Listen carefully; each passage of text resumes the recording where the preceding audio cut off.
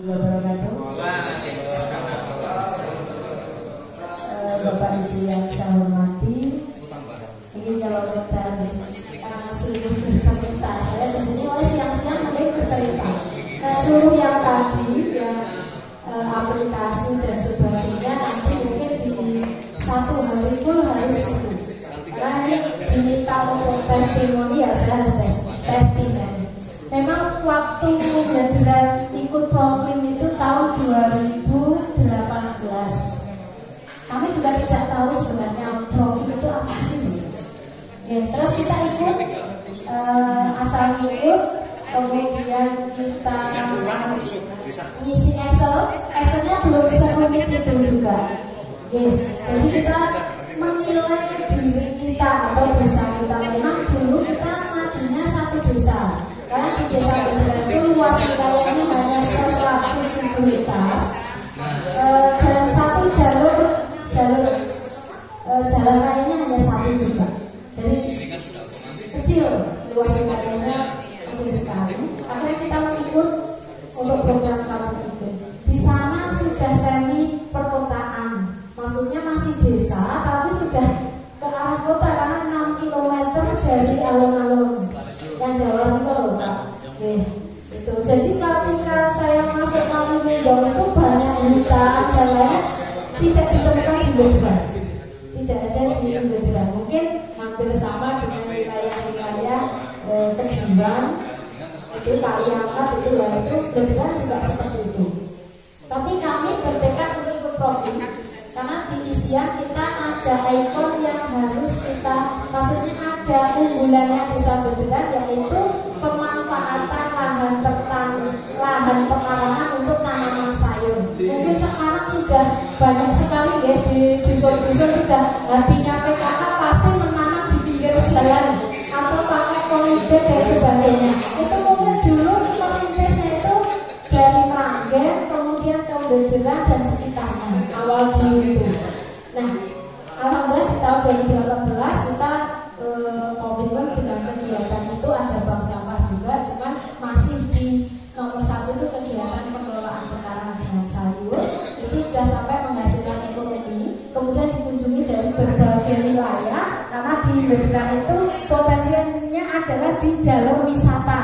Orang kalau ke Dieng pasti lewat desa Bedran, jadi mampir itu. Alhamdulillah kita kunjungannya sampai dari luar negeri juga pernah, dari Thailand. Mahasiswa-mahasiswa itu berkunjung ke Bedran yang melihatnya hanya sayur sebenarnya. Tapi kita punya data, kemudian foto, dokumen memang komplit dari pemasukan kunjungan, kemudian berapa orang yang masuk ke desa kami itu sangat komplit sekali. Makanya kami dari data-data itu kita susun profilnya, kemudian data komplit, kemudian masuk di SRN-nya juga tinggal lagi kayak gitu. Terus 2018 kami alhamdulillah lolos pertama di Kabupaten Wonosobo untuk menerima penghargaan Proklim, tingkatnya langsung utama. Jadi kita untuk menilai dusun atau desa itu ya menilai senyapnya sisa gitu.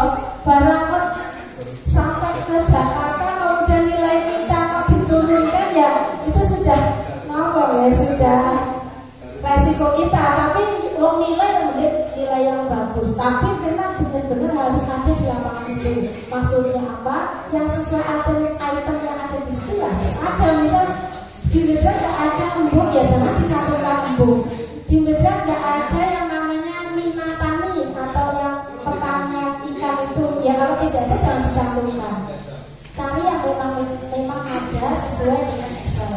Terus kemudian di tahun 2018 sudah dapat itu trofinya dan diserahkan langsung dari Ibu Siti Nurbaya di Jakarta juga. Terus 2000 proses lagi 2022 kemarin bulan Oktober tanggal 28 kita diundang lagi untuk yang tingkat terakhir yaitu yang lestari. Alhamdulillah kita sudah komplit dua-duanya, jadi sudah sepasang penghargaan atau trofinya kita.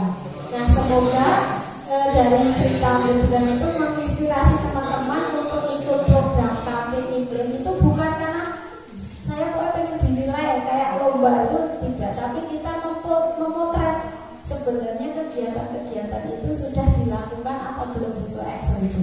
Di potret biasanya kan kelupaan gimana boleh di potret itu pas di potret itu kan lalu ya. Nah itu makanya di potret. Terus kami dari pemerintah desa juga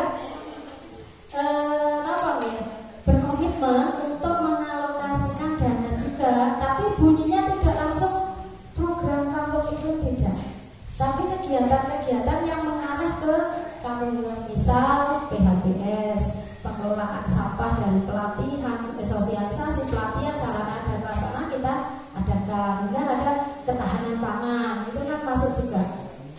Terus kemudian ada dari kesehatan, stunting atau apa itu kan sebenarnya di isi keluarga itu kan juga masuk.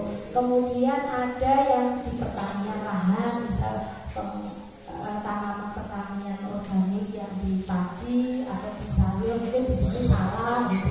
Monggo saja, jadi disesuaikan dengan lokasi-lokasi panjenengan semua, dan dananya itu tidak terus dunia profil, tapi lebih ke ya sesuai di kegiatan desa. Masuknya biar bisa didanai dari dana desa, masuknya di bidang 2 dan bidang 4, di bidang pembangunan dan di bidang pemodalian gitu.